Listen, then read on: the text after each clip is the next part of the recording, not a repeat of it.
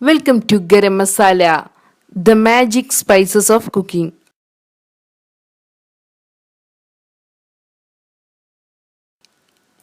Strawberry cream pudding. ഇന്ന് നമുക്ക് strawberry ഉപയോഗിച്ച് എങ്ങനെ ക്രീം പുഡിംഗ് തയ്യാറാക്കി എടുക്കുന്നതെന്ന് നോക്കാം. ഇതിനുവേണ്ടി ഞാൻ 400 ഗ്രാം സ്ട്രോബെറിയാണ് എടുത്തിട്ടുള്ളത്. നമുക്കിതിൻ്റെ ഇലയെല്ലാം മാറ്റി നന്നായി ക്ലീൻ ചെയ്തെടുക്കണം. ഇങ്ങനെ തയ്യാറാക്കി വെച്ചിട്ടുള്ള സ്ട്രോബെറിയാണിത്. നമുക്കിതിനെ ഒന്ന് ക്രഷ് ചെയ്തെടുക്കണം. ഇങ്ങനെ ക്രഷ് ചെയ്ത് വെച്ചിട്ടുള്ള സ്ട്രോബെറിയെ നമുക്കൊരു ബൗളിലോട്ട് എടുക്കാം. ഇനി ഇതിലോട്ട് 1 കപ്പ് പഞ്ചസാര ചേർത്ത് കൊടുക്കണം. നമുക്കിതിനെ നന്നായി മിക്സ് ചെയ്തെടുക്കാം. ഇനി ഇതിനെ നമുക്ക് ഫ്രിഡ്ജിൽ വെച്ച് 1 മണിക്കൂർ തണുപ്പിച്ചെടുക്കണം. സ്ട്രോബെറി ചെറുതായി ക്രഷ് ചെയ്തെടുത്താൽ മതി. ഒരുപാട് അരച്ചെടുക്കേണ്ട ആവശ്യമില്ല. പുഡിങ്ങിൻ്റെ ഇടയിലൂടെ ചെറിയ സ്ട്രോബെറി പീസ് ഉണ്ടാകുന്നതിന് വേണ്ടിയാണ് ഇങ്ങനെ ചെയ്യുന്നത്. ഇനി നമുക്ക് 10 ഗ്രാം ചൈന ഗ്രാസ് എടുക്കാം. ഇതിനെ നമുക്കൊന്ന് മെൽറ്റ് ചെയ്തെടുക്കണം. ഡബിൾ ബോയിൽ ചെയ്തെടുക്കുകയാണ് വേണ്ടത്.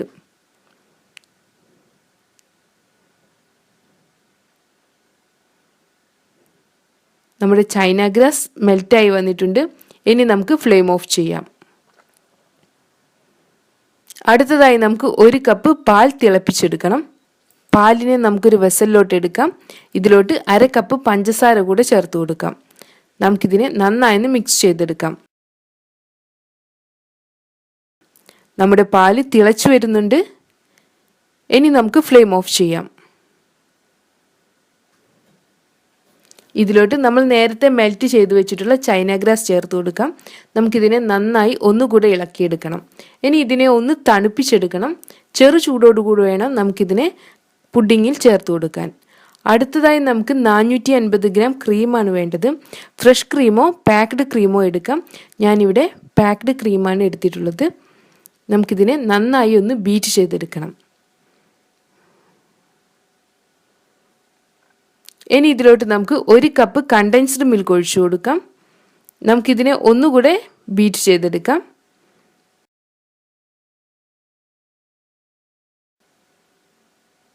നമ്മുടെ ക്രീം മിക്സ്ചർ തയ്യാറായിട്ടുണ്ട്.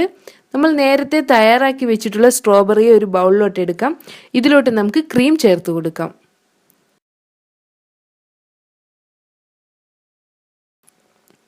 അടുത്തതായി ഇതിലോട്ട് നമ്മൾ നേരത്തെ തയ്യാറാക്കി വെച്ചിട്ടുള്ള പാലിൻ്റെയും ചൈന ഗ്രാസിൻ്റെയും മിക്സ് കൂടെ ഒഴിച്ചു കൊടുക്കണം.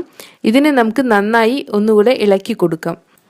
ഈ പാലിനെയും ക്രീമിനെയും സ്ട്രോബെറിയെയും എല്ലാം നന്നായി മിക്സ് ചെയ്തെടുക്കാം. അങ്ങനെ നമ്മുടെ പുഡിംഗ് മിക്സ്ചർ തയ്യാറായിട്ടുണ്ട്.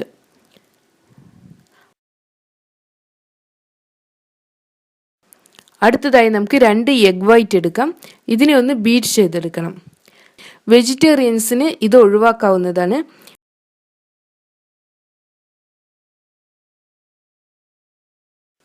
ഇങ്ങനെ ബീറ്റ് ചെയ്ത് വെച്ചിട്ടുള്ള മുട്ടയെ നമുക്ക് പുഡിംഗ് മിക്സിൻ്റെ മുകളിലായി ഒഴിച്ചു കൊടുക്കാം. ഇനി നമുക്കിതിനെ ഒന്ന് മിക്സ് ചെയ്തെടുക്കാം. ഇതുപോലെ ഫോൾഡിംഗ് മെത്തേഡിലൂടെ വേണം ഇതിനെ മിക്സ് ചെയ്തെടുക്കാൻ. ഇങ്ങനെ ബീറ്റ് ചെയ്ത് വെച്ചിട്ടുള്ള മുട്ട ചേർത്ത് കൊടുക്കുകയാണെങ്കിൽ നമ്മുടെ പുഡിംഗ് ഒന്നുകൂടെ സോഫ്റ്റ് ആയിരിക്കും. നമുക്കിനി ഇതിനെ ഒരു പുഡിംഗ് ട്രേയിലോട്ട് ഒഴിച്ചു കൊടുക്കാം. ഇതിനെ നന്നായി ലെവൽ ചെയ്തെടുക്കാം. ഇനി ഇതിനെ നമുക്ക് ഫ്രിഡ്ജിൽ വെച്ച് സെറ്റ് ചെയ്തെടുക്കണം. ഇതിന് നമുക്ക് 1 മണിക്കൂർ ഫ്രിഡ്ജിൽ വെച്ച് ഹാഫ് സെറ്റ് ചെയ്തെടുക്കാം. 1 മണിക്കൂറിന് ശേഷം നമുക്കിതിനെ ഗാർണിഷ് ചെയ്യാം. ഞാനിവിടെ സ്ലൈസ് ചെയ്ത് വെച്ചിട്ടുള്ള സ്ട്രോബെറി ഉപയോഗിച്ചാണ് ഇതിനെ ഗാർണിഷ് ചെയ്തെടുക്കുന്നത്.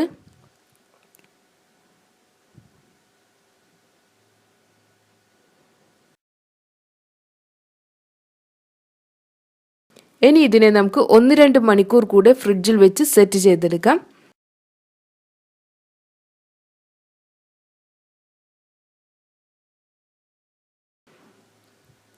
അങ്ങനെ നമ്മുടെ easy and delicious strawberry cream pudding തയ്യാറായിട്ടുണ്ട്. നമുക്കിതിനെ ഇഷ്ടമുള്ള ഷേപ്പിൽ മുറിച്ചെടുക്കാം. അതിനുശേഷം തണുപ്പോടുകൂടെ തന്നെ സെർവ് ചെയ്യാം. Thank you.